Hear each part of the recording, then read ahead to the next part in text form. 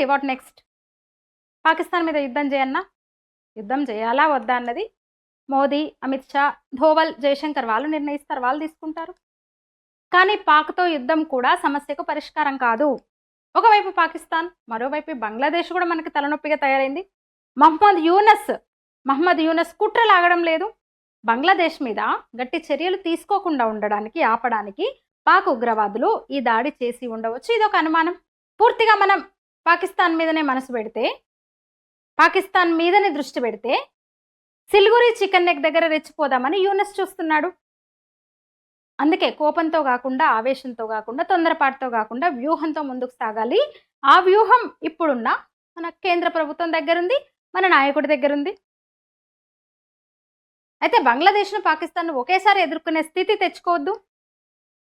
నిజానికి పాకిస్తాన్ కంటే ముందు బంగ్లాదేశీల పని పట్టాలి, బంగ్లాదేశ్ పని పట్టాలి. ఉత్తర బంగ్లాను విడదీయడం, చికెన్ నెక్ను విస్తరించుకోవడం, త్రిపుర రాష్ట్రాన్ని చిట్టగాంగ్ పోర్ట్ వరకు విస్తరించడం, బంగ్లాదేశ్ను చచ్చిన పాముగా మార్చడం, అది ఇంపార్టెంట్ ఇప్పుడు.